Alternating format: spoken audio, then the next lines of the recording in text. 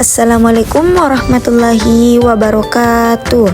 Welcome to my video.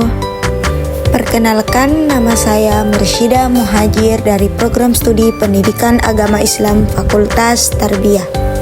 Materi yang akan saya bahas dalam video pembelajaran kali ini yaitu mengenai menghadirkan sholat dan zikir dalam kehidupan sehari-hari. Selamat menyaksikan. Materi menghadirkan sholat dan zikir dalam kehidupan oleh Mursyida Muhajir. Terdapat 4 poin pembahasan yang akan kita bahas pada video kali ini, yaitu yang pertama, makna sholat dan zikir, sholat untuk meraih ketakwaan dan menghindari perilaku tercela, hikmah melaksanakan sholat dan berzikir, serta mengamalkan sholat 5 waktu dan zikir secara istiqomah. Materi yang kedua adalah makna sholat dan zikir. Sholat secara bahasa yaitu doa meminta kebaikan. Secara istilah serangkaian ucapan dan gerakan yang tertentu yang dimulai dengan takbir dan diakhiri dengan salam sebagai sebuah ibadah ritual. Sedangkan zikir secara bahasa artinya ingat secara istilah adalah mengingat Allah Subhanahu wa Ta'ala sebagai upaya untuk mendekatkan diri padanya. Selanjutnya itu sholat untuk meraih ketakwaan dan menghindari perilaku tercela. Sholat membimbing manusia untuk selalu ingat kepadanya. Dalam sholat terdapat bacaan tasbih, tahmid, dan takbir. Manusia yang sholat akan merasakan kebesaran dan keagungannya.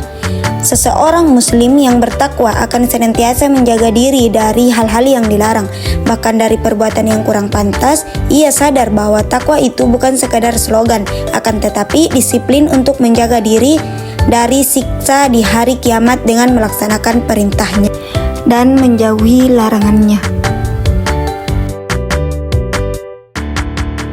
Sholat sebagai upaya untuk meraih takwa, di mana seseorang yang selalu melaksanakan sholat akan tumbuh rasa takut berbuat dosa, baik dosa kepada Allah Subhanahu wa Ta'ala, dosa kepada orang lain, maupun dosa terhadap dirinya sendiri. Oleh karena itu, sholat dapat mencegah perbuatan keji dan mungkar. Hikmah melaksanakan sholat dan zikir. Yang pertama, tertanamnya akidah tauhid atau keimanan dalam jiwa seseorang. Hubungan antar manusia dengannya akan terjalin baik. Kedamaian, keamanan, dan keselamatan dari Allah Subhanahu wa Ta'ala akan diperoleh olehnya, serta mengantarkan mereka pada kesuksesan dan pengampunan dari segala kesalahan. Yang keempat yaitu memperkuat jiwa seseorang dalam hubungan dengan Allah Subhanahu wa Ta'ala. Yang kelima, memperoleh ketenangan jiwa dan menjauhkan diri dari kelalaian, melatih hidup disiplin dan taat aturan peraturan, baik peraturan kerja maupun peraturan dalam hidup ini. Yang ketujuh, membiasakan seseorang pada perbuatan atau perkataan yang baik dan bermanfaat. Dan yang terakhir, menumbuhkan akhlak mulia seperti amanah, jujur, dan upaya menjauhkan diri dari perbuatan keji dan mungkar. Mengamalkan sholat 5 waktu dan zikir secara istiqomah. Yang pertama yaitu menyadari bahwa sholat dan zikir untuk mendekatkan diri kepada Allah Subhanahu wa Ta'ala. Yang kedua, memahami manfaat sholat dalam kehidupan, di mana sholat dan zikir menjadikan seseorang tentram, tenang, dan selalu ingat kepadanya, bersyukur, sabar, dan terhindar dari perbuatan keji dan mungkar. Sholat mempunyai dampak bagi kesehatan jasmani dan mendorong semangat hidup. Kemudian yang ketiga, kita akan kembali ke akhirat, kita akan mati, dan ingat bahwa dunia ini sementara. Kita hanya akan membawa amal, bukan kekayaan dunia. Oleh karena itu, kita harus mempersiapkan diri untuk kehidupan yang abadi. Yang keempat, jangan menunda sholat dan malas berzikir. Kuatkan tekad kalian untuk segera sholat ketika mendengar azan. Tunda pekerjaan, aktivitas, dan langsung persiapkan diri untuk sholat.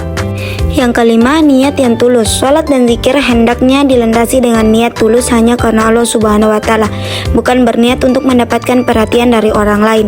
Serta upayakan untuk selalu sholat berjamaah. Sholat berjamaah lebih baik daripada sholat sendirian, di mana apabila tidak memungkinkan pergi ke masjid, ajak orang yang serumah untuk sholat berjamaah.